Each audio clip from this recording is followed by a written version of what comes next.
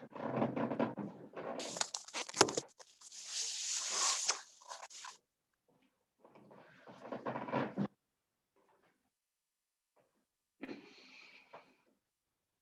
noches a todos, bienvenidos. Estaba esperando que prendieran sus cámaras, por eso me quedo callado, para que prendan sus cámaras. Ahí viene Mario con tu cámara y Héctor. Muchas gracias. Muchas gracias por el requisito. Pues bienvenidos de nuevo. Buenas noches. ¿Qué tal? ¿Cómo están? ¿Al 100? Todo bien, gracias, Inge. Qué bueno, gracias a Dios. Todo bien, gracias. Gracias a Dios que está todo bien. Muy bien, vamos a echarle ganas. Ya venimos todos cansados, pero vamos a echarle ganas. Aprender cosas nuevas para aplicarlas en la empresa. Ok, el día de ayer tuvimos dos temas muy importantes. Uno de ellos era el de la razón de intensificación. Platicamos sobre la diferencia entre máquinas hidráulicas y máquinas eléctricas. Eso sí, lo voy a estar recordando para que lo tengan bien en cuenta. Las máquinas eléctricas, recuerden que no aplica el RI y en las hidráulicas sí. Sí, hoy se acercó conmigo Víctor para revisar un tema directamente ya aplicable, lo que vio el día de ayer. Entonces, eso me gusta que lo apliquen porque no tiene caso estudiar un leo científico si no lo van a aplicar, si no lo van a usar directamente. Cada que lo requieran, que lo hagan con este método. Entonces, nos vemos bien, no sé, Víctor, nos vemos bien haciendo análisis de fallas con base al método científico Y hoy también en otra de los temas, en una de las máquinas, no estaba dando la fotometría, hicimos un DOE de tiempo de enfriamiento y temperatura de molde, perdón, y presión de empaque en la máquina 6 de la compañía. Entonces, les voy a apagar los micrófonos a los que los tienen prendidos, si no se escuchan varios. Ok, entonces les digo, esto que les platico aquí es aplicable. El diseño de experimentos no lo hemos visto, pero hoy lo aplicamos en una de las máquinas. Y Víctor lo aplicó en una de sus máquinas, lo del estudio del RI. Entonces, todo esto es aplicable y es funcional. La razón de intensificación, recuerden que es la razón entre el área del pistón hidráulico y el área de la unidad de inyección del cilindro. Cuando Víctor me preguntó, le dije, tienes que traerte el manual de la máquina. Entonces, ya Víctor ya lo había abierto y me enseña ahí en los datos y me dice que cómo lo saca, que ahí están los datos. Entonces, déjenme les platico. El RI también se saca ahí en el manual, a veces te da la presión específica. La presión específica es igual a la presión plástica, es lo mismo. En el manual viene así como presión específica. Entonces, lo que ustedes tienen que hacer es irse a su pantalla de su máquina y revisar cuál es la presión máxima que se puede setear.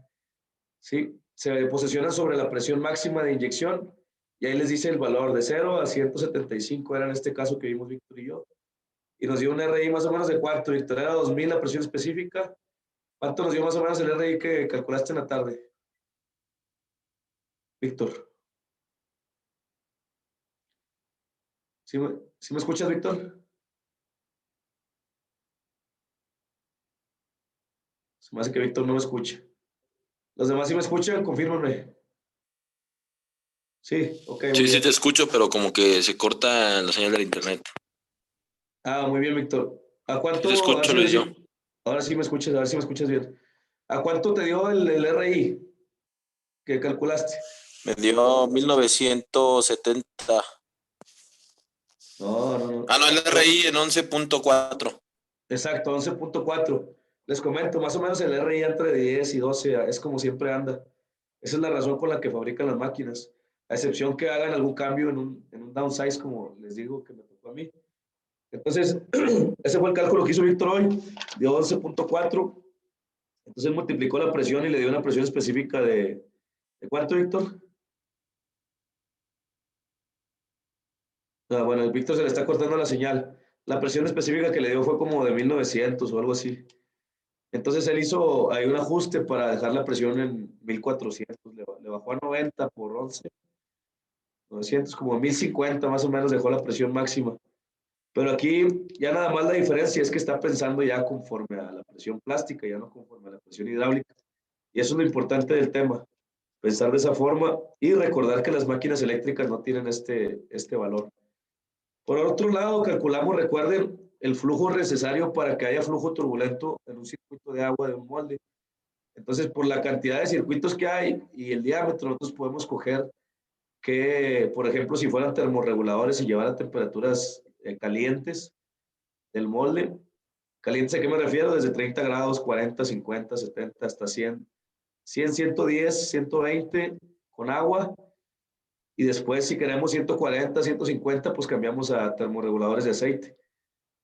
Depende de cuál sea el requerimiento, pero el flujo, acuérdense que les pasé la fórmula del caudal, es igual a 10,000 por, no me acuerdo bien de esa fórmula, 10, el caudal es igual a 10,000, usted lo debe tener en su libreta, por el diámetro en pulgadas, por la viscosidad del centístoques, la viscosidad del agua depende de la temperatura, y todo dividido entre 3160.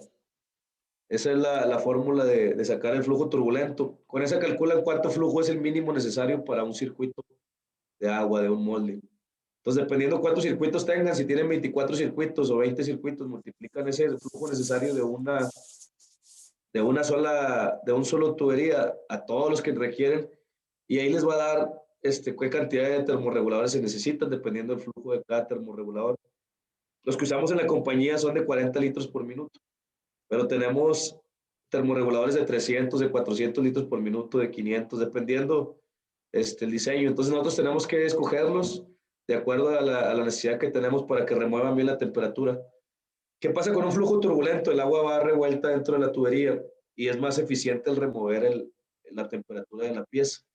¿Qué quiere decir? Que vamos a poder disminuir lo más posible la temperatura de deflexión de la pieza, o sea, el tiempo de enfriamiento más bien. Entonces, la forma, acuérdense, calculamos nosotros el tiempo de enfriamiento en la clase pasada, pero la forma más práctica de reducirlo, acuérdense que les dije que es con la temperatura de deflexión. La temperatura de deflexión es la temperatura en que se puede expulsar la pieza y esa viene en el datasheet de su resina. Ustedes van a agarrar una pistolita de láser, van a apuntar a la pieza cuando recién la acaban de sacar y van a ver a qué temperatura sale y lo van a comparar con lo que dice el datasheet. Y si está más alta que esta, pues requiere más enfriamiento. Pero si está más baja, pueden bajarle todavía más enfriamiento para poder disminuir el tiempo de ciclo. Entonces, se calcula el tiempo de enfriamiento con la fórmula que les di del logaritmo natural, pero aparte se puede hacer de esa manera para ya la forma práctica, la forma de física, la forma real. Entonces, eso es lo que ustedes contestan ante una pregunta de alguien que les dice, ¿cómo se calcula el tiempo de enfriamiento? Ah, sí, pues el tiempo de desenfriamiento es igual a menos el espesor al cuadrado sobre 2 veces pi por la difusividad térmica multiplicada por el logaritmo natural se la aprenden, igual que yo, de la temperatura de masa menos la temperatura de fusión menos la temperatura de masa, pi entre 4 por la temperatura de fusión menos la temperatura de masa dividida entre la temperatura de deflexión menos la temperatura de masa. Entonces esa fórmula es la fórmula del enfriamiento, pero ustedes también le pueden decir, pero la fórmula de eficientar el enfriamiento es de esta manera, es con la pistola de temperatura comparándola con la temperatura de deflexión y así eficientamos el tiempo de enfriamiento de una pieza. La razón de intensificación, el tiempo de enfriamiento y el agua que necesita pasar por un circuito para que sea eficiente y remueva la temperatura. En las guías de luz, acuérdense, les digo, es muy importante el flujo de cada circuito, que lo calculen y que sea el correcto. Ahí tenemos piezas quebradas, fracturadas, cuando no tenemos el flujo necesario. Entonces, en las guías de luz es muy importante el flujo. El flujo es bien importante y es algo que he aprendido cuando he estado haciendo ahora lámparas. Y en todos los moldes es muy importante el flujo, ¿verdad? El flujo es lo más importante que nos ayuda a sacar piezas buenas.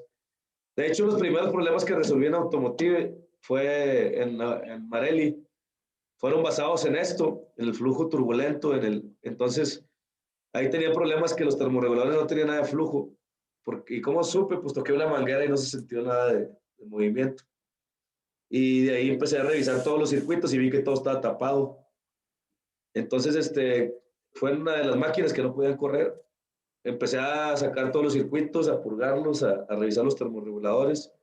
Y con esto pude echar a volar una máquina que ya tenía mucho que no había corrido, ¿verdad? Y así en todas las máquinas tengo el mismo problema. Ese fue mi principal problema, principalmente en los puntos de inyección. En los puntos de inyección siempre teníamos defectos de líneas de flujo, de hundimientos, en los lentes. Y eso se solucionó nada más modificando el flujo, poniendo más circuitos en los valve gate, poniendo más circuitos en... Entonces, es bien importante este tema, ¿verdad? Para resolver problemas. Este y todos los temas que hemos visto son muy importantes para resolver problemas directamente en el área. Entonces, los temas de ayer les digo, fue razón de intensificación y cálculo de flujo en un circuito de agua y para calcular qué termorregulador se requiere. Vamos a hacer dos problemas de lo del día de ayer porque sí fue muy rápido la explicación y no alcanzamos a ver ejemplos. Agarra su libreta, agarra su pluma y vamos a irnos directamente a hacer un problema de razón de intensificación aquí en la pantalla. Vamos a poner los datos primero. ¿Qué datos? Vamos a poner primero la fórmula. La razón de intensificación, el RI, es igual al área, el área del cilindro, del pistón, entre el área del cilindro, o del cilindro. Ok, les voy a dar los datos y ustedes se lo avientan. El área del pistón, vamos a poner igual a 18 centímetros. No tengo bloqueados los números. 18 centímetros. Perdón, el diámetro. El diámetro del pistón es 18 centímetros. Y el diámetro del cilindro va a ser igual a 10 centímetros. Ok, acuérdense que tienen que sacar el área. Este es el diámetro. ¿Y el área cómo se saca? Acuérdense de la fórmula. 0.7854 por diámetro por diámetro. Eso es igual el área de cualquier círculo. Ok, ahora sáquenme primero las dos áreas y luego dividan el área del cilindro, el área del pistón entre el área del cilindro. Ya sáquenme cuánto es el RI.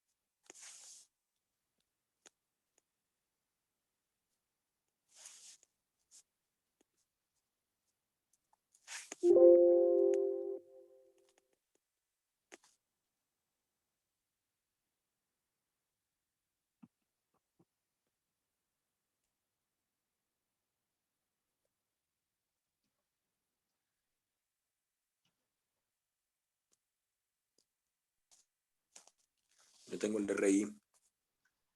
Muy bien. ¿Cuánto salió, Víctor? Me salió 3.24. Correcto. No le atino al que debe ser. Por andar inventando números. O sea, lo hice muy grande, era muy chico.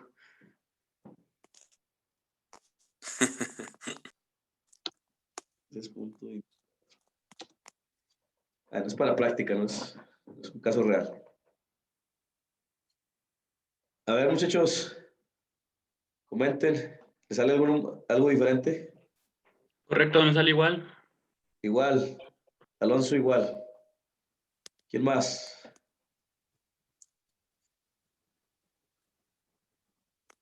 A mí también me sale igual. Vicente le sale igual. Todos, pues, a veces me ha tocado que todos nos equivocamos, ¿eh? Así que si tienen una respuesta diferente, no díganla como quiera. Y si tienen el error, lo buscamos para poder aprender. Si no, no aprendemos y no decimos.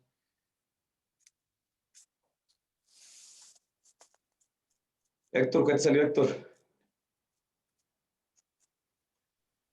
3.24 Excelente. serían Sí, Héctor, excelente. 3.24. Sí, igual, es correcto. 3.24. También, Mario, 3.24. Osvaldo. Sí. Ok, muy bien. Todos correctos entonces. Qué bueno, gracias a Dios que están aprendiendo muy rápido, ¿eh? Qué bueno. Me da mucho gusto que hayan aprendido rápido este tema. Muy bien. Entonces, como ya veo que queda claro, ya no vamos a hacer otro igual que ese. Vamos a pasar al siguiente problema.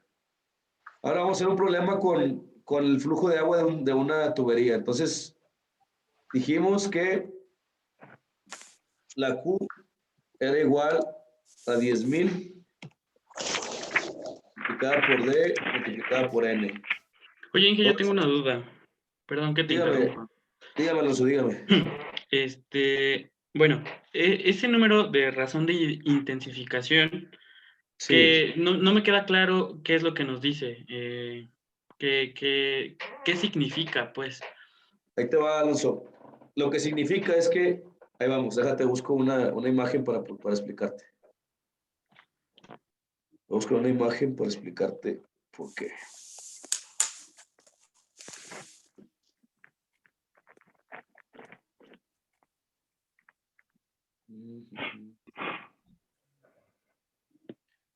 ¿Dónde está el cilindro?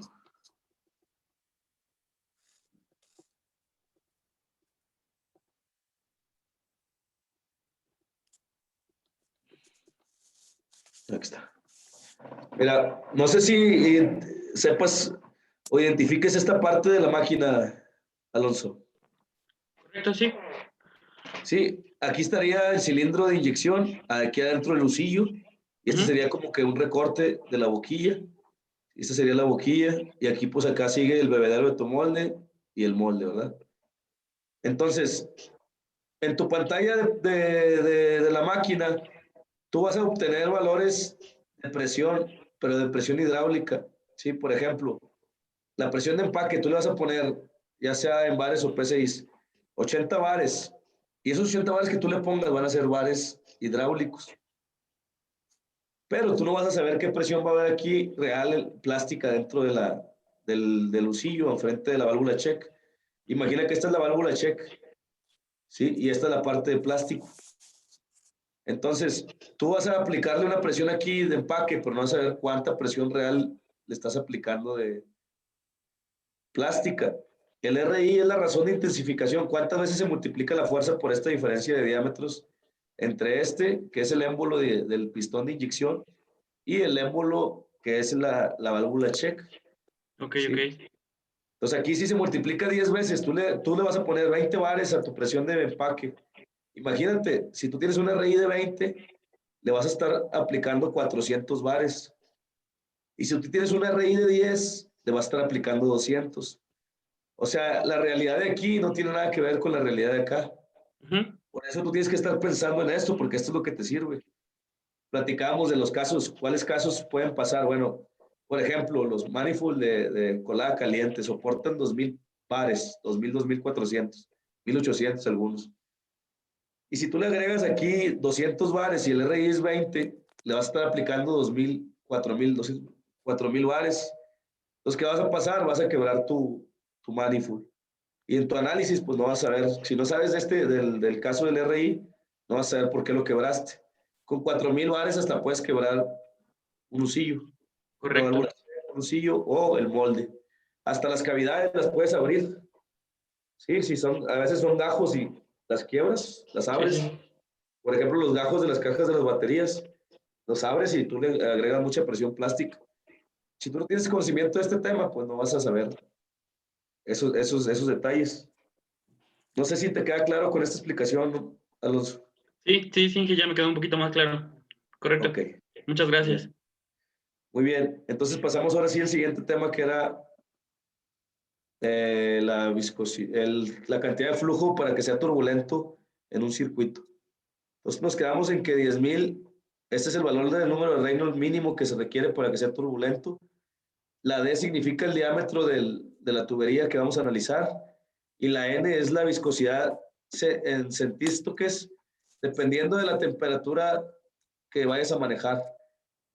Y en la parte de abajo tenemos creo que 3,600, entre 3,600. Déjenme lo verifico. 3,160. 3,160, exacto. Sí. Entre 3,160.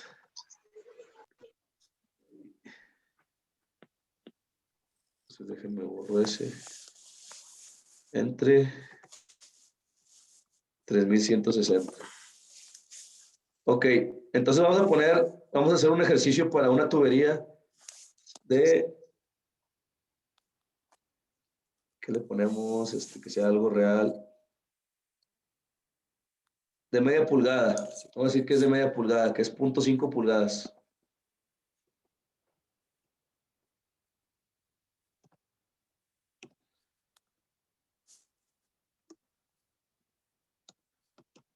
Para convertirlo a centímetros, lo multiplicamos por 2.54, ¿eh?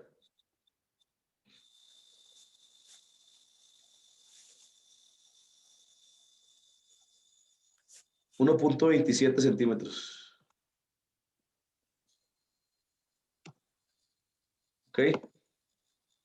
Y necesitamos la viscosidad. Vamos a hacer una en 50 grados Celsius.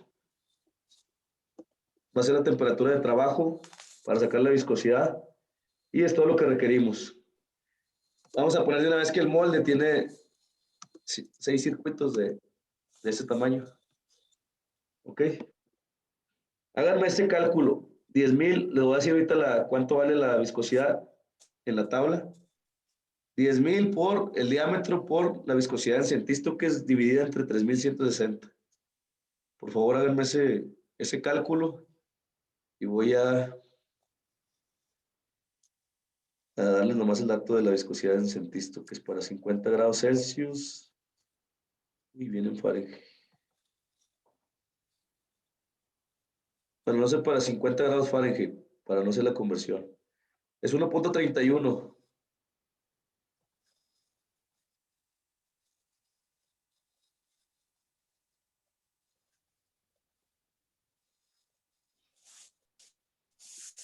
$5.26. Ok, 5.26.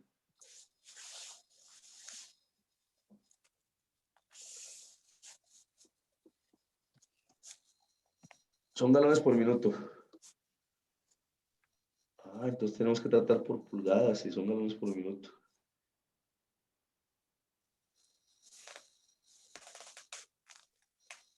Sí, es en pulgadas. Por favor, utilicen tú, Víctor, que ya lo hiciste y los que lo están haciendo, utilicen 0.5 pulgadas. El valor del diámetro tiene que estar en pulgadas para que nos dé galones por minuto. Entonces, disculpen ahí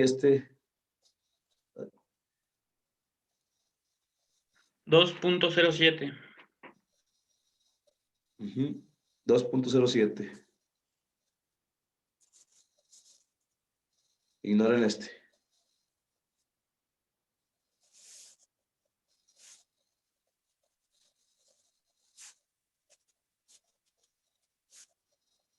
.07 galones por minuto, ¿eh? GPM le ponemos. ¿Y en litros?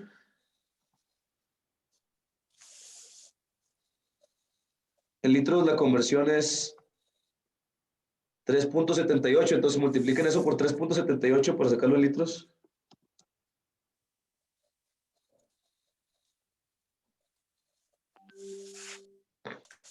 $7.82. Ahora, 7.82 litros por minuto. Pero ahora acuérdense que son 6 circuitos. ¿Cuánta agua requerimos para ese molde?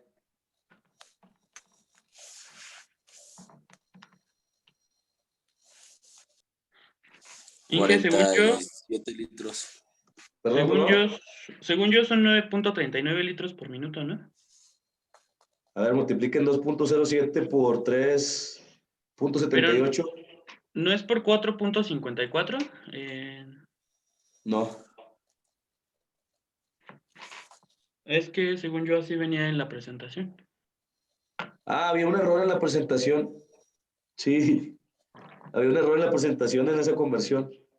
Ok. Ya la corregí ahorita, pero pues ustedes tienen la que tiene el error. Ok, En la conversión es 3.78 de litros a galones. ok, gracias. 7.82 multiplicado por 6 circuitos.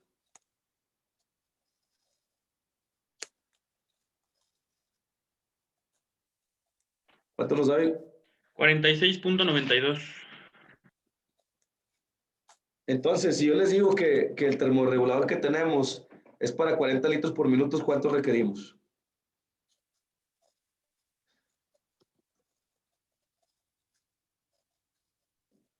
No podemos usar 1.2, ¿verdad? O 1.1, entonces, ¿cuánto requerimos? Pues 2, ¿no? 2. O en su defecto, bueno, sí, porque tenemos que calentar a 50 grados. Entonces, sí tenemos que calentar el agua. Entonces, ocupamos termorreguladores, ocupamos 2. Aquí manejaríamos uno en el fijo y uno en el móvil para poner una pequeña diferencia de unos 5 o 10 grados Celsius. Por lo de los bujes y los pernos y esos detalles de la EVAS. Perdón, Inge, que te interrumpa. ¿Por qué 2? Porque yo les di una razón de 40 litros por minuto. Ok. 40 litros por minuto para uno. Ah, ya. Pero depende de cuántos sean tus termorreguladores. Hay que revisar eso. Es que hay termos que traen bombas que te avientan. El termo trae bombas que te avientan unos más litros por minuto que otros. Así es. Depende de los termorreguladores que tengas. Yo estoy hablando del caso de los que yo tengo que manejo ahí, pero yo he visto también de 320 litros por minuto. Pues depende de cuál tengas. Pero ahí lo que te va a permitir es seleccionar. Tú ocupas 46 mínimo.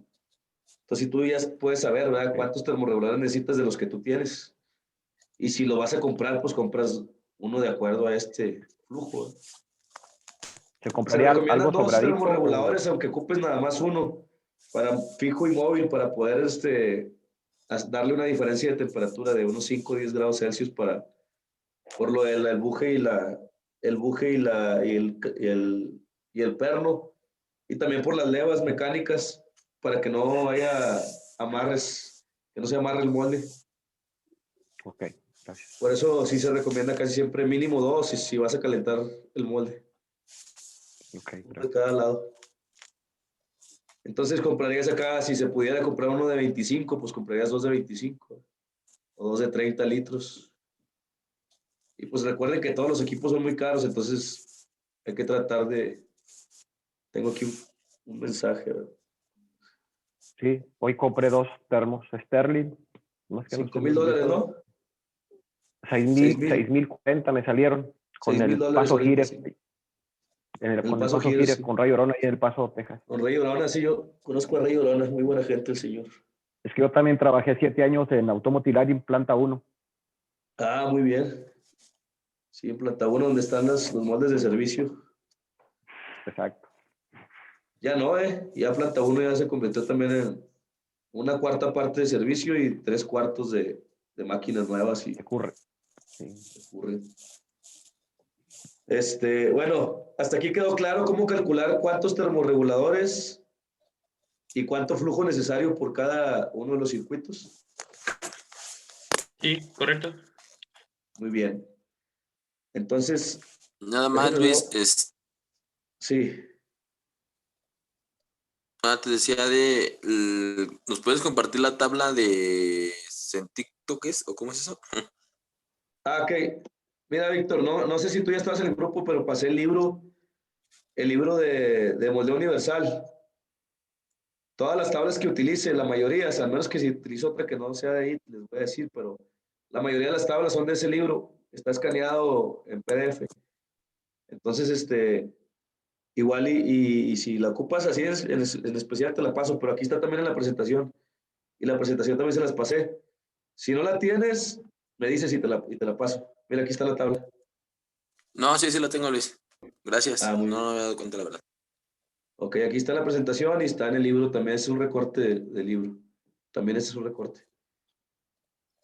Bueno, vamos a ver una siguiente manera de calcular ahora la cantidad de enfriamiento que se requiere para una pieza.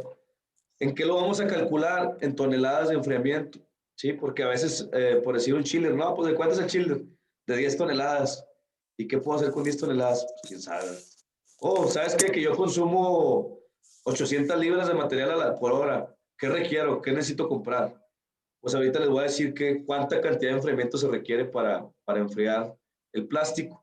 ¿De qué depende? Depende de cada una de las resinas. Unas resinas por una tonelada por cada 50 libras, otras una por cada 30 libras. Y esto también lo tenemos en una tabla donde dice qué tipo de material, cuánto por tonelada se enfría y cuánto por BTUs. No es tonelada y es hay otra cantidad no me recuerdo cuál es la otra conversión, pero normalmente en toneladas es como lo manejamos. Esto sale de una tabla, pero luego surge otra pregunta. ¿Cuánto toneladas de enfriamiento requerimos? Y lo otro es,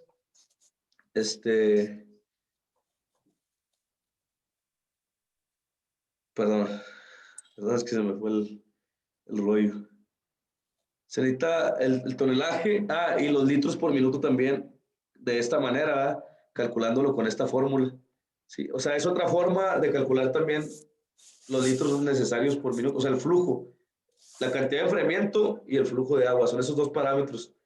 Así como ahorita vimos la cantidad de flujo por cada uno de los circuitos, ahora vamos a ver en general, si tenemos una planta con 10 máquinas y consumimos, supongamos que es puro polipropileno, y consumimos 100 libras de polipropileno, y el polipropileno se puede enfriar, una tonelada enfría 50 libras, pues vamos a calcular, ¿verdad?, cuánto se requiere para enfriar todo ese material que se está inyectando.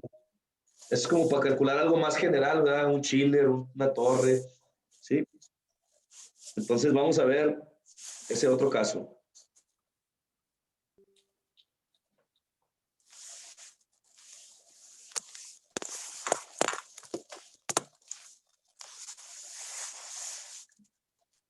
Ok, hay dos formulitas, apúntenlas, las que están ahí sombreadas. Para un chiller, la fórmula es del flujo. El flujo de un chiller es igual a 24 por las toneladas que se requieran entre la diferencia de temperatura. Ahorita le voy a decir a qué se refiere con esa diferencia de temperatura.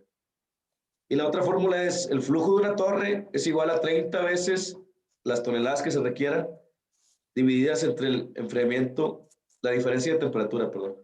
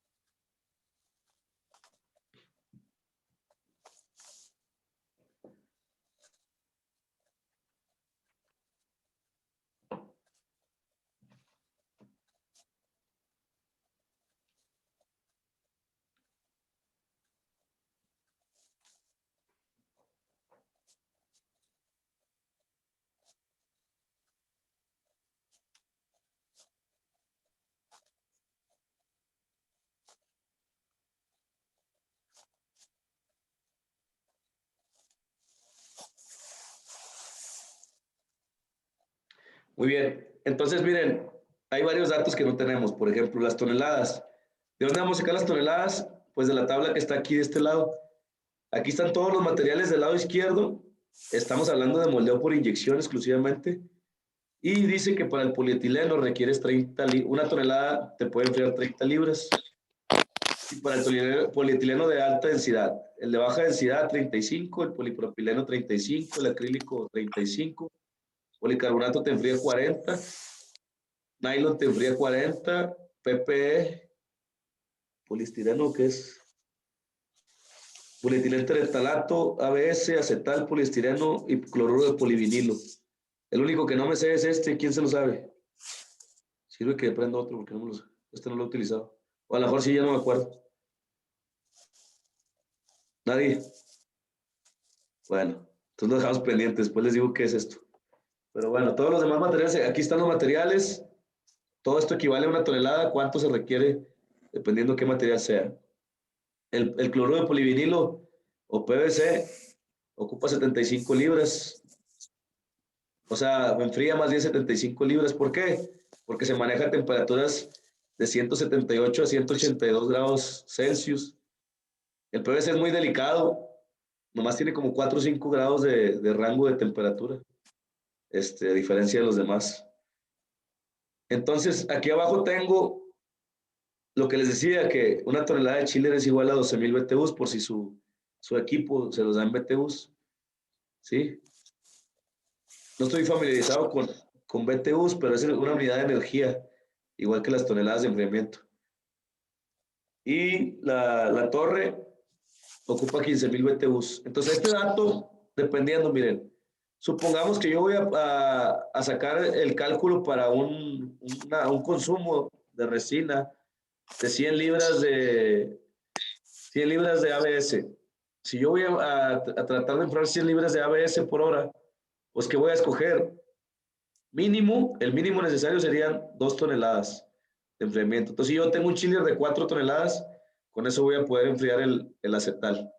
¿Sí? ¿A qué se refiere con enfriar? No es enfriar, literalmente enfriarlo, porque supongamos que el acetal requiere una temperatura de 80 grados Celsius. Entonces no lo vamos a enfriar, lo vamos a calentar. Pero recuerden que el termorregulador, no sé si saben bien el funcionamiento, pero el termorregulador va a estar abriendo su válvula de salida y va a estar permitiendo entrar agua fría y va a liberar agua caliente. Entonces va a estar transfiriendo agua caliente y agua fría hacia el chiller. Y el chiller tiene que tener la capacidad para enfriar esa temperatura de diferencia que va a estar mandando el termorregulador. A eso se refiere esto. Aunque tú tengas termorreguladores en tus máquinas, requieres un chiller o una torre de enfriamiento, dependiendo del caso de estos cálculos, allá afuera. Entonces vas a requerir un cálculo de los termorreguladores y vas a requerir un cálculo para la torre. ¿Qué torre necesito? ¿O qué chiller necesito? Entonces, este cálculo te sirve para eso, para calcular el equipo que va a enfriar, lo que el termorregulador va a estar controlando. Sí, le va a ayudar al termorregulador a controlar su temperatura. Después les voy a explicar el funcionamiento de los dos equipos y cómo es que trabajan los dos, el chiller con el termorregulador y con el molde y con el sistema de enfriamiento de la máquina. Vamos a ver todo el sistema de enfriamiento de todo el circuito para que sepan cómo es que trabaja. Aquí lo que nos toca ahorita ver es cómo vamos a calcular cuántas toneladas de enfriamiento se requieren para enfriar la cantidad de kilos o libras que vas a utilizar y vamos a ver el flujo necesario de todo ese circuito. ¿Ok? ¿Para qué? Para que tú compres tu termorregulador. ¿De cuánto? De 10 toneladas con un flujo de tanto, de 500 litros por hora. Algo así, por minuto, perdón. Entonces vamos a ver la parte de diferencia de temperaturas, dependiendo, ciclos normales le llamamos a todos los ciclos desde 3 minutos, 5 minutos hasta 6 segundos. Y ciclos muy cortos va a ser de 6 segundos para abajo. La diferencia de esta de temperatura va a ser 5 para diferencias de temperatura de ciclos normales. Ya les dije que le llamamos normales. Y para ciclos rápidos va a ser 2.5. Aquí está escrito. ¿Ok? Entonces, la diferencia de temperatura siempre va a ser 5 o 2.5, dependiendo si es un ciclo muy rápido o un ciclo normal. Entonces, ese va a ser el cálculo, la aproximación de cálculo que vamos a hacer. Vamos a hacer un ejemplo.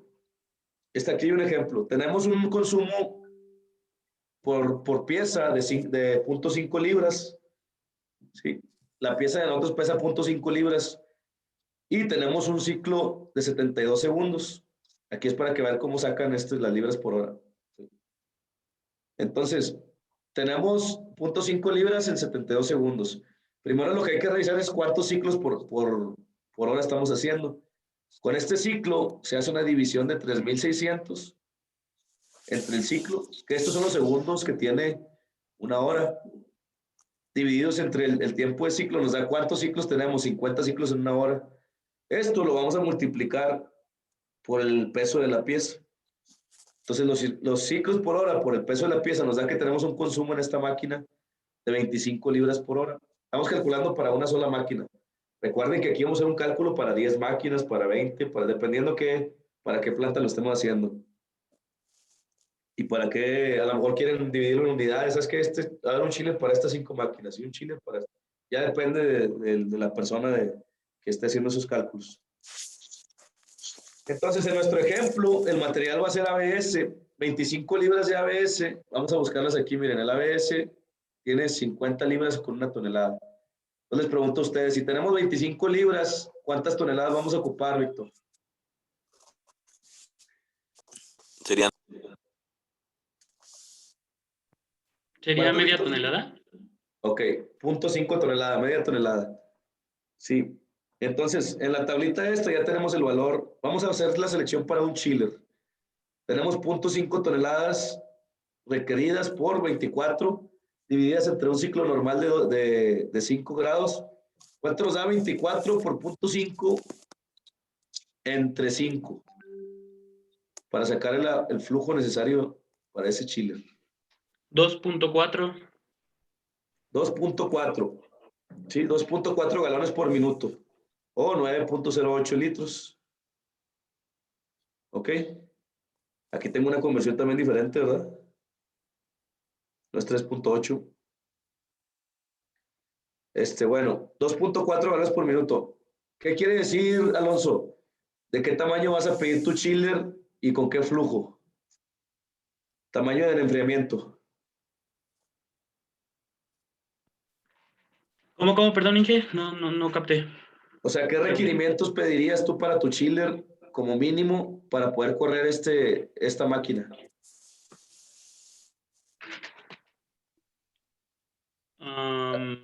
¿Alguien le puede decir, Alonso? ¿Alguien le puede ayudar?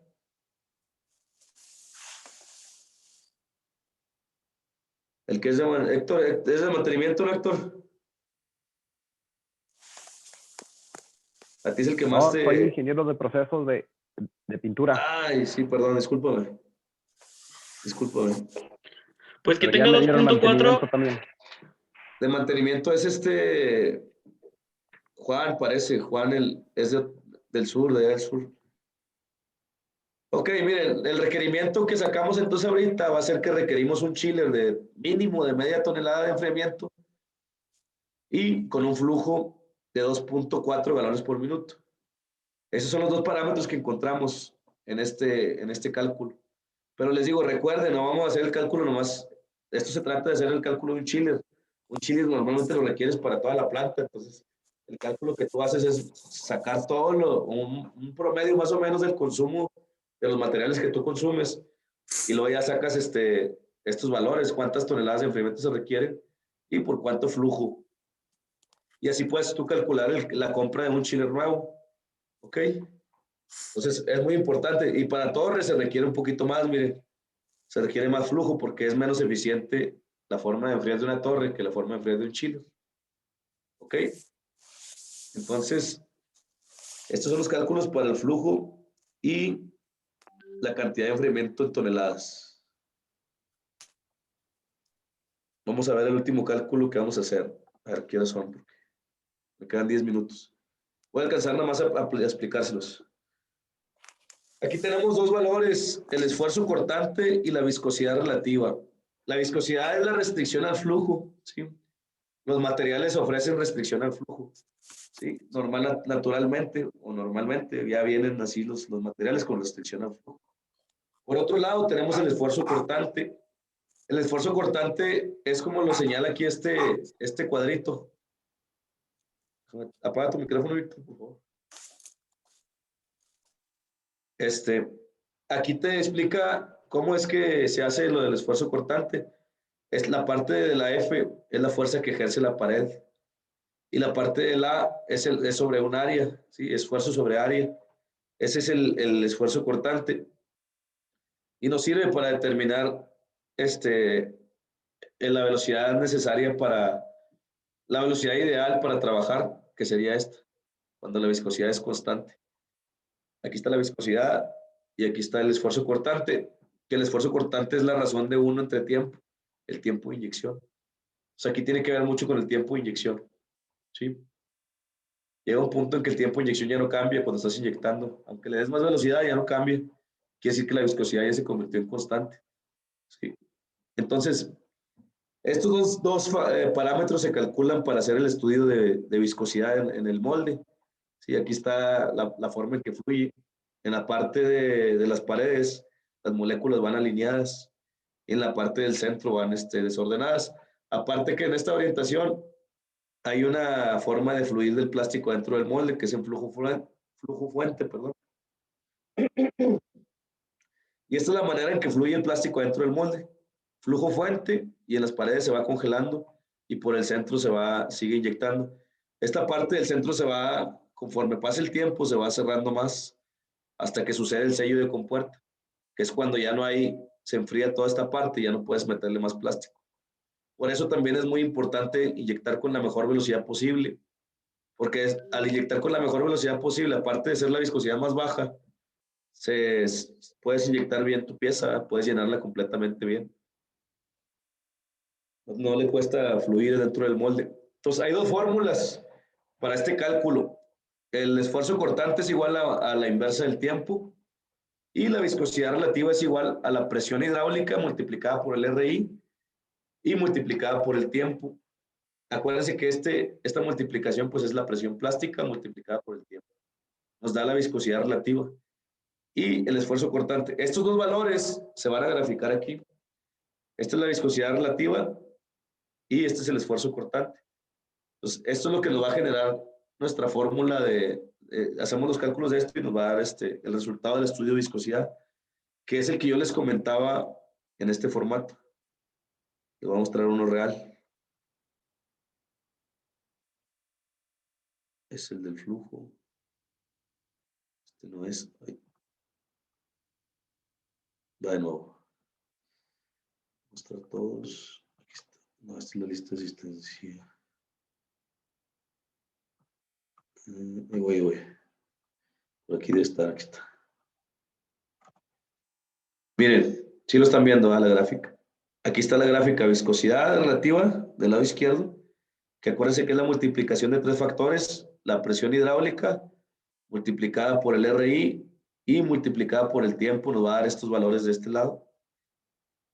Y del lado derecho, del lado de abajo, en el eje de las X, va a estar el esfuerzo cortante, o shear rate, que es la división de 1 entre tiempo.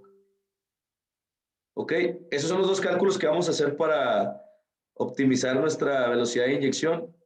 ¿Cómo se selecciona la velocidad de inyección? Bueno, con estos cálculos. Aquí está, viscosidad relativa es igual a la presión hidráulica por el RI por el esfuerzo cortante. Y aquí está el shear rate, que es la inversa del tiempo. Estos dos parámetros se están graficando acá en la parte de abajo. Estos resultados todos los dan automático. Miren, si yo cambio el tiempo de inyección a 4.5, cambian los valores ya. Pues en esta tabla ustedes ya van a poder ya nada más setear velocidades, tiempos de inyección y presión máxima. RI, esta parte se llena, lo llenamos nosotros, y esta parte se resuelve con las fórmulas que vamos a hacer manual primero, y luego ya aquí lo van a tener en Excel ya listo. Y les va a arrojar esta gráfica acá abajo. Ya se cambió, ya ven. Pero normalmente todas las gráficas de plásticos, de inyección de plástico, se comportan de esta manera. Ya no la pude componer.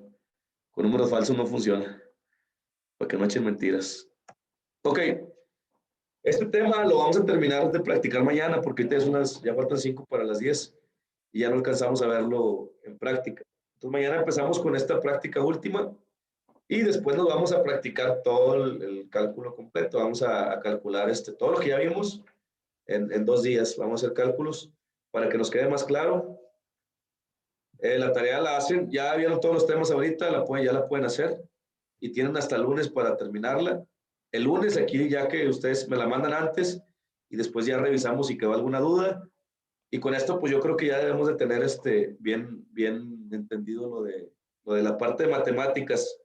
Y les digo, aún así vamos a seguirlo viendo en las siguientes clases cuando hagamos el arranque de un molde de ceros, cuando hagamos el moldeo científico en 2 y 3 etapas. Siempre vamos a estar hablando de estos temas. Esta es la base de todo. Nos vemos muy bien cuando hacemos estos cálculos y conocemos de estos temas. Entonces, ¿alguna duda de los temas de hoy? Sí, dije yo. Dígame, Héctor. En pocas palabras, el esfuerzo cortante, ¿qué viene siendo en resumidas cuentas? El esfuerzo cortante es lo que batalla el plástico para fluir por la pared, por el contacto que hace con la pared metálica del cilindro cuando está inyectando y también de la parte del molde. Entonces, es por unidad de área porque es el esfuerzo que hace para moverse. Y la fórmula, pues la fórmula es la inversa del tiempo de inyección. Entonces, ¿cuánto me tardo yo en llegar de aquí hasta allá? Sí, pero inversamente.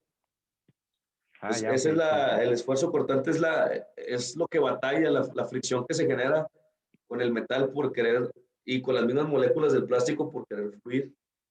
Pues Ok, eso sí, ya es entendí. el problema que tiene para fluir. Y la viscosidad es por unidad de tiempo. Es lo que hace si tocas un aceite y lo veas, está viscoso. Y luego el agua, pues no está viscosa. El plástico también tiene viscosidad. Pues es que tanto está viscoso. Sí, también en pintura nos afecta mucho la viscosidad de la pintura y la densidad. Ah, ok. También para que fluya. Son parámetros importantes. Sí. Nada más que aquí lo que hacemos es una evaluación de cada molde. Cada molde se va a comportar diferente. ¿Por qué? No podemos saber cómo se va a comportar un molde hasta que lo moldeamos. Y les voy a decir, porque hay un estudio de Morflow que se hace y te dice el tiempo de inyección, te dice la presión máxima, te dice varios parámetros en una simulación en computadora, pero tiene un error como del 60-70%, o sea, sí te da un panorama de cómo es que va a fluir, pero en realidad te da una presión máxima de 110 y en la real te da 170. O más bien te da la presión plástica, tú la sacas también en tu máquina y no corresponde al 100%. ¿Qué Donde pasa ellos, donde en ellos esa programan sus parte? líneas de unión, no les da ahí donde ellos les da, o sea, cambia la línea de unión de donde ellos la calculan. Por poquito, no por mucho, eso sí les queda más o menos, pero sí cambia. Y esas simulaciones no son lo real es cuando tú te pones en la máquina, seteas diferentes velocidades, tú vas a empezar, les voy a adelantar, tú vas a empezar, haz de cuenta que desde velocidad de 30 metros por segundo y luego 40, 50, 60, hasta llegar si la máquina tiene 200, hasta 200. Y ahí vas a determinar cómo se comporta la viscosidad. Y cuando haga esto, la curva de viscosidad, en esta parte, aquí es donde vas a trabajar. ¿Cuál velocidad es? Pues la que te dé, ¿verdad? La que tú le seteas aquí que te empieza a dar valores así. Y ese es el estudio de viscosidad. Digo, depende mucho de la geometría del molde, de las restricciones, de la textura, de si está muy pulido el plástico. A veces el muy pulido fluye más.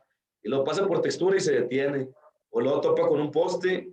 Entonces todo eso no lo puedes saber hasta que lo estás inyectando. Entonces la manera eso es el estudio que dicen, estudio de llenado. Se hace un estudio de viscosidad para saber cuál es el valor mejor de velocidad. Y les adelanto, siempre va a ser el más rápido posible. El más rápido posible va a ser el mejor valor. ¿Y qué nos va a restringir? Nos va a restringir, por ejemplo, líneas de flujo, splays, líneas de unión. Eso nos va a provocar nosotros que hagamos a veces perfiles, 2 perfiles, 3 perfiles. El recomendado un perfil, pero luego a lo mejor vamos a utilizar 2 o 3. Eso ya lo vamos a ver, no se preocupen. Ahorita eso no es el tema de ahorita todavía. ¿Alguna pregunta, alguien más? Gracias.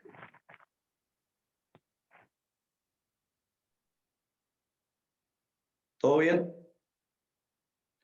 Bueno, nos vemos mañana. Vénganse preparados porque ya vamos a ver pura práctica mañana y el viernes de práctica de ejercicios. Y y ya la otra semana comenzamos con ver a detalle la máquina, el molde, el diseño. Así como vimos cómo necesito yo un chiller, cómo necesito una torre, cómo necesito un termorregulador. Vamos a ver cómo requiere una máquina, qué es lo que necesito, qué mantenimiento se le debe dar a una máquina de moldeo por inyección, y qué partes tiene, qué tipos de cierre, qué tipos de unidad de inyección, qué tamaño de unidad de inyección, los servomecanismos, qué funciona mejor, hidráulico, servomecánico, el molde, el diseño del molde, todo sobre el molde, sistemas de colada caliente, de qué tamaño los venteos, de qué tamaño los gates, de qué forma los gates, cuáles gates funcionan, cuáles no, los extractores de la colada, cómo Z-puller, en cono invertido, cómo es que es mejor, cuál funciona, cuál no funciona, qué se debe hacer si no está jalando la colada, por ejemplo. Todo este tipo de soluciones con cuestión de diseño lo vamos a ver del molde. Mario nos va a ayudar, que Mario es que conoce más de moldes que nosotros. Y sobre la máquina, el molde y los equipos periféricos. Vamos a ver cada equipo periférico a detalle, cómo funciona. Ya vimos cómo se selecciona, pero hay que ver cómo funciona. Cuál es su funcionamiento por dentro, ¿verdad? ¿Qué es lo que hace cada aparato? Entonces, hasta eso es todo por hoy. Voy a ahora sí tomar lista para que me digan quienes ya vieron videos pasados y ponerles asistencia porque sí la califico.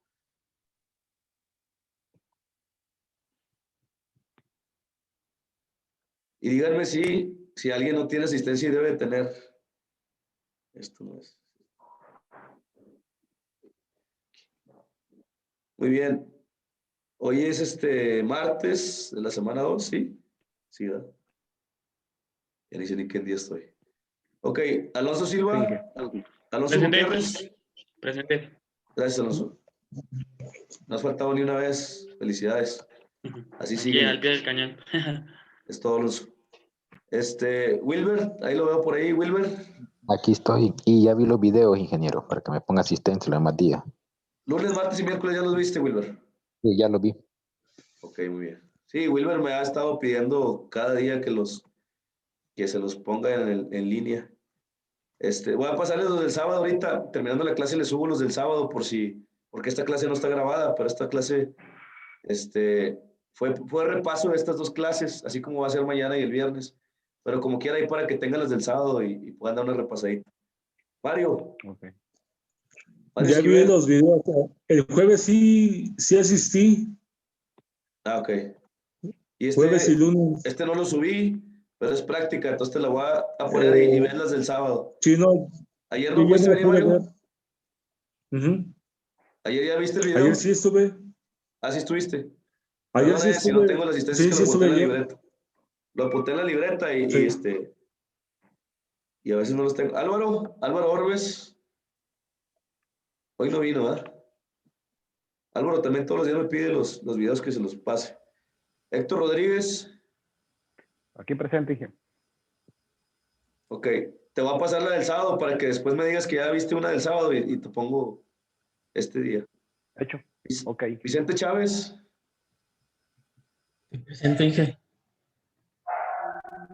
Muy bien, Vicente, asistencia perfecta, felicidades. Gracias. Cristian Valdés, Presente. igual, asistencia perfecta. Juan Genaro Leal, ¿no está? Víctor García, Sí, aquí estoy, Luis. ¿cuáles has visto, Víctor, de los primeros tres? Nomás vi la de lunes. Ok, te encargo las otras dos porque acuérdate que califico la asistencia y si no, ok. Sí, Luis. Oscar Antonio Contreras, Osvaldo Medrano, sí andaba ahí, ¿no? Se le cortó, ¿qué? Bueno, lo voy a poner asistencia porque sí lo miré. Yo creo que se le cortó. Muy bien, pues es todo por hoy. Muchas gracias a todos por la atención y nos vemos mañana. Hasta mañana, descansen. Gracias. Hasta mañana. Que descansen. Bye. Gracias a todos. Gracias. Bye. Mañana. Hasta mañana.